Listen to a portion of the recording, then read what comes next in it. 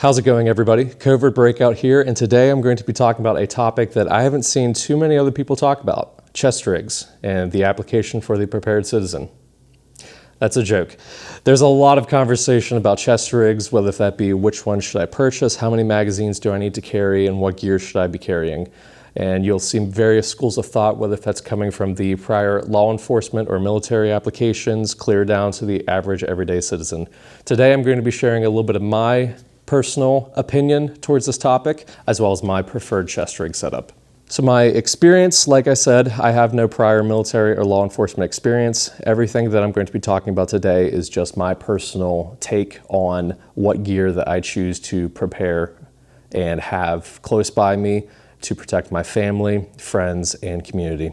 I understand that there's a lot of different opinions out there, whether if that's how many magazines do I need to carry, whether if it's a split rig or a traditional Rhodesian style chest rig. Today, I really just want to focus on what it is that an individual needs to have. What are some of the basic requirements that you should have on you at all times? We can split this video up and go down many different rabbit holes of end of world prepping, having 15 mags on you at all times versus a grab and go rig in case civil unrest or something bad happens in your localized area, or even just basic items that you could use whenever you're out hiking in the outdoors. That said, I don't know if this is going to be the appropriate video for someone who already owns a chest rig, who already trains, especially from someone coming from a prior military background. I'm just going to show you what I have here, and hopefully that'll give you some insight.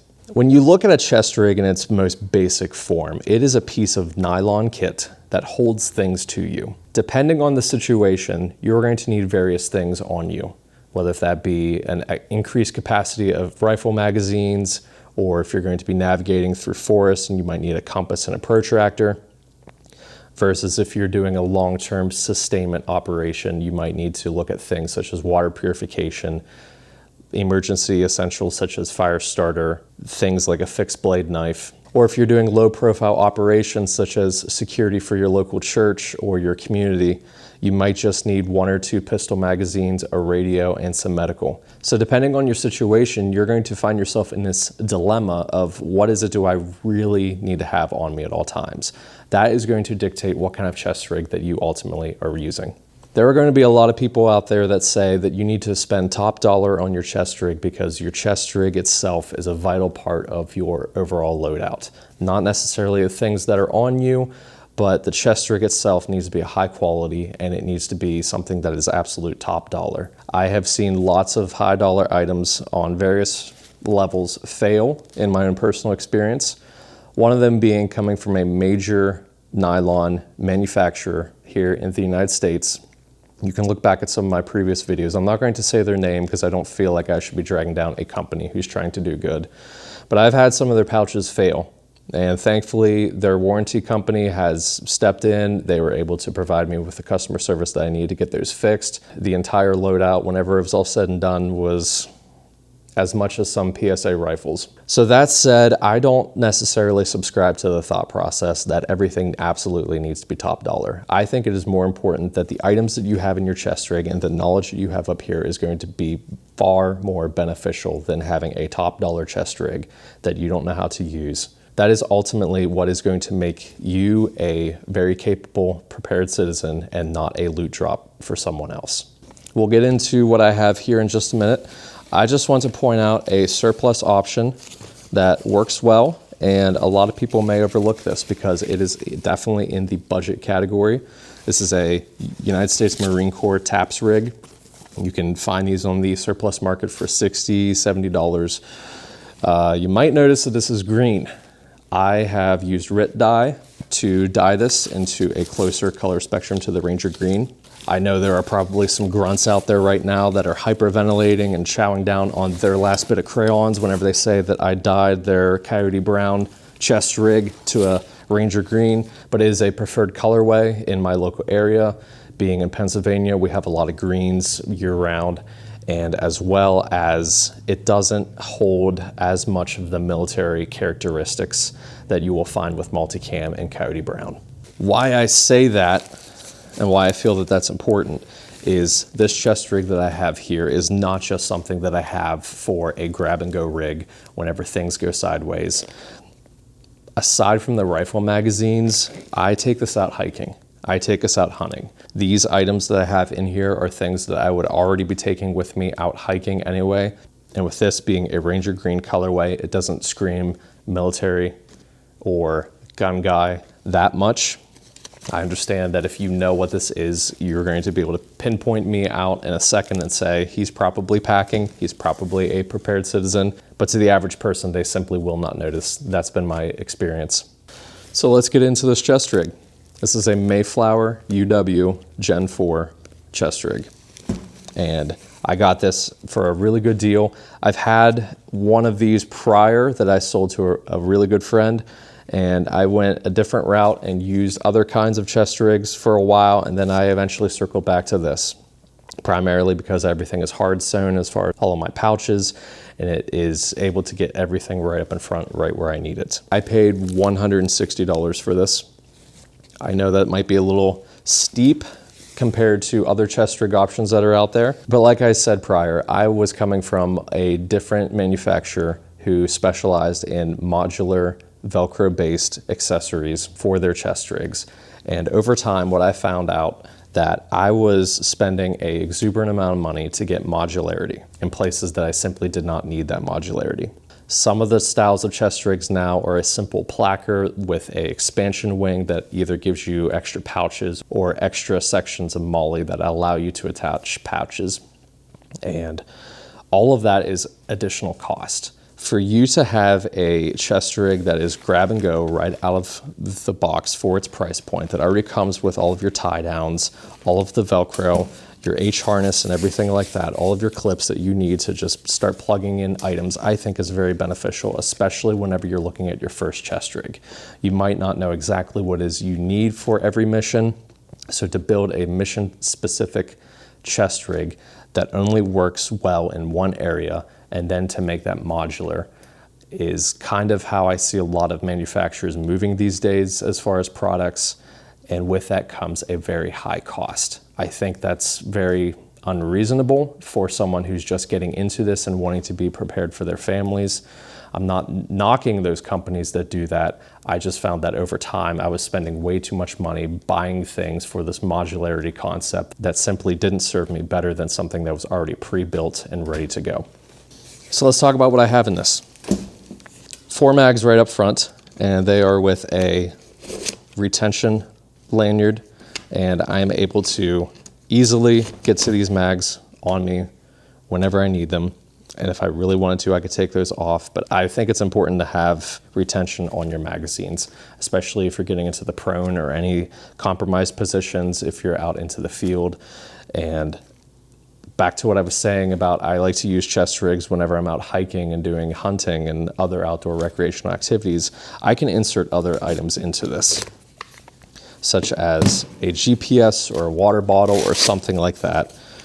And I could easily put that into this pouch here and it's not going to fall out. So I like to have those on, and I believe that you should have retention on your magazines. I have gloves because I always find myself cutting myself, whether if that's on a job site or just out hiking or something like that. So gloves is a really important way to make sure that your hands are safe and protected. I have a GPS in this side pouch here. This is a Garmin 66 SR. This has all of my hiking and hunting routes, as well as spots to watch for wildlife and everything that I could think of in my localized area. Face mask. This is just a simple, I believe it's a Buff brand. I can't find a logo, but this is just a simple face covering there in case I need that. In Pennsylvania, we have a lot of different bugs and things of that nature, so that's definitely important during hunting season, and it also keeps me warm. Along with keeping warm, I like to keep hot hands nearby, especially whenever I'm out hunting. First things that go from me are my hands and feet. So making sure that those stay warm at all times is very important, and I would obviously have more in my pack. Off in the side pouch here, I have 2 kind of survival items. Also team related items. This is a visible orange chem light and an IR based chem light. I have these on about 5 feet of paracord, and I have it taped here that I can just pull that off, unravel it, and create a buzzsaw. So the concept is with these, in case you don't know, whenever you crack these and put that onto that rope and you spin it up in the air, it's able to give you a glowing circle that's easily seen by aircraft and other individuals that is within your localized SOP. Next, we have a Theorem cell vault, and I have various assortment of CR123 batteries. Most of my items on my kit use CR123s, whether that be my headlight or rifle light. So having extras of those is always important.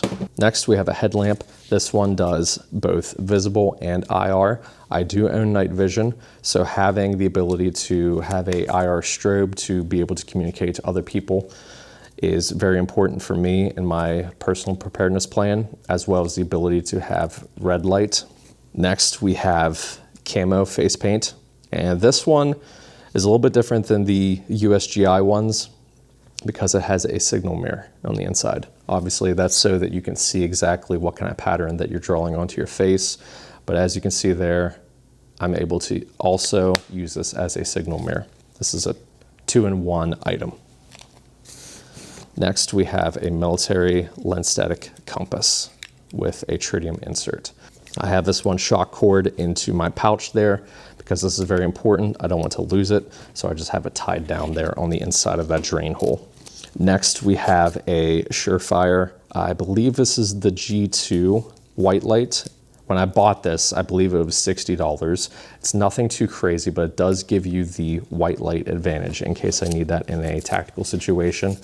Next, I have a little Altoids tin, and yeah, I'm gonna rip this open for you. So I believe in every kit, you should have a little bit of fire making.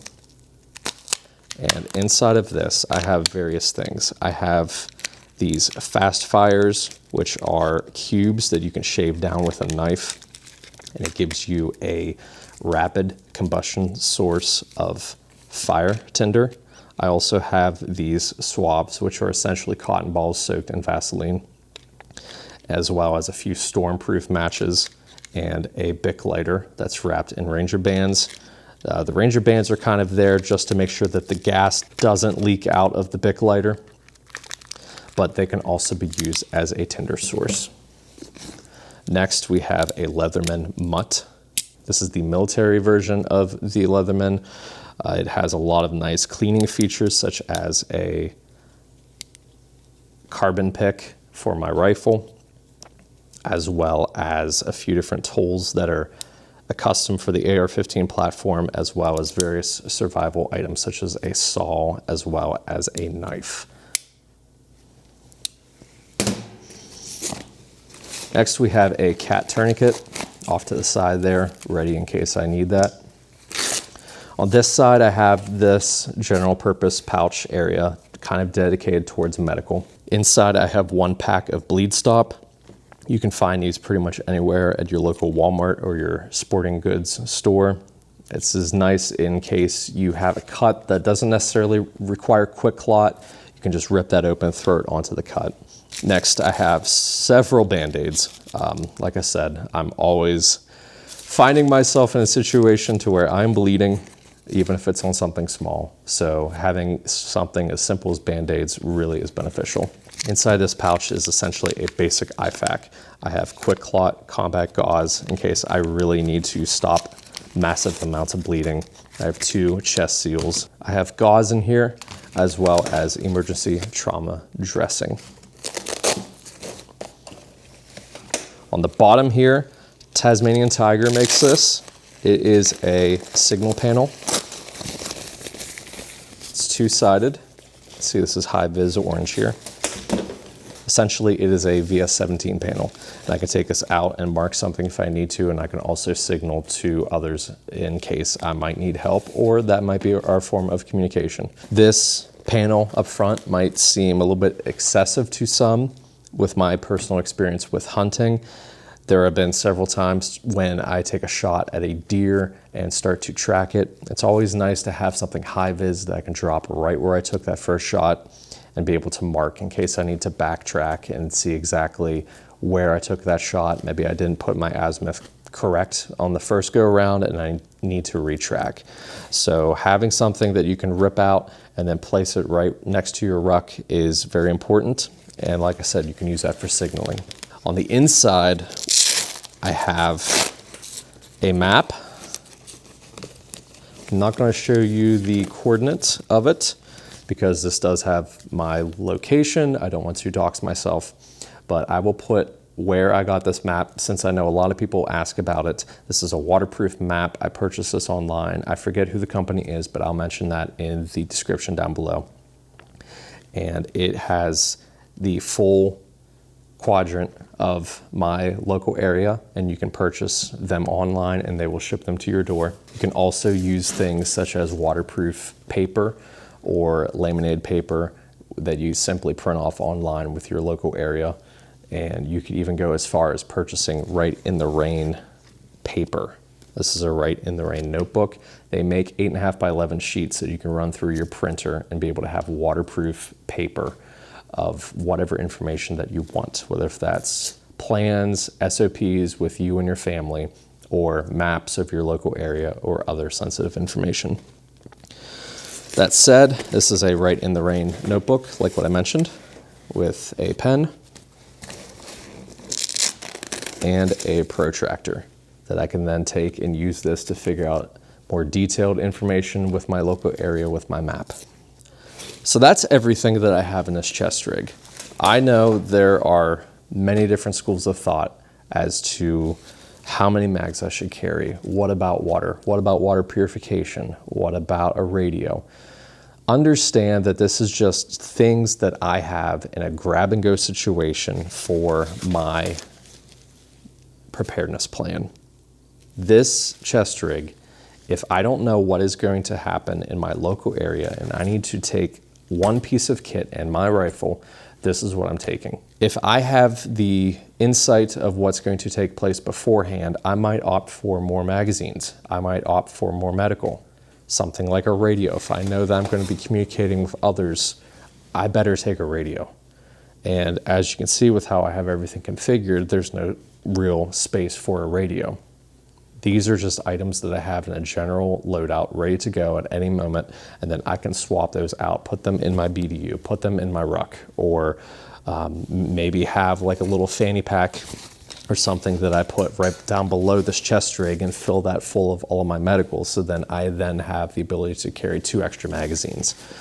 So when we have the conversation about what items to carry in your chest rig, that is going to be a personal thing with you, your mission, and your preparedness plan. If you know that you're going to be out for a while, I would recommend taking water with you. And not too many people know that Nalgene makes these smaller 14-ounce bottles. They will fit perfectly inside the side wings of this chest rig.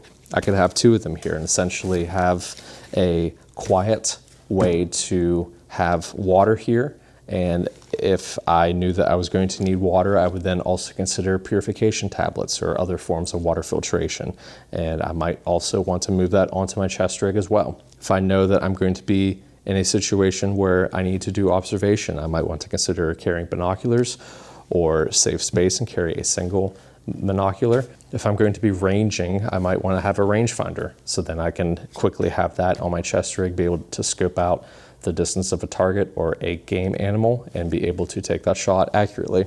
Other considerations of things I might want to have on me are going to be things such as night vision. Having the ability to have these sensitive items close on you and in an immediate way to access them is going to be beneficial.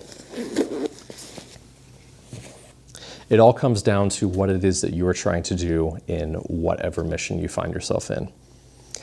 I hope this video has helped you. I hope it has encouraged you and gave you something new to think about. I never think that we should be criticizing people that they didn't spend enough money on a piece of nylon to give them the ability that they need to protect their families and themselves. At the end of each day, this is just nylon. There are many different options out there. There's imported options. There are ones that have been used by decades that are well under the $150 mark, whether that be a Chi-Com rig, a Blackhawk rig, a Condor rig, or various other platforms. I think it's very important that we don't get stuck into the gear trap thinking that everything needs to be modular, everything needs to be top tier. I believe what is most important is the knowledge that is up here and the tools that you have in your hands to be able to complete what it is that you're trying to do. Gentlemen, as always, thank you for watching, and I'll see you in the next video.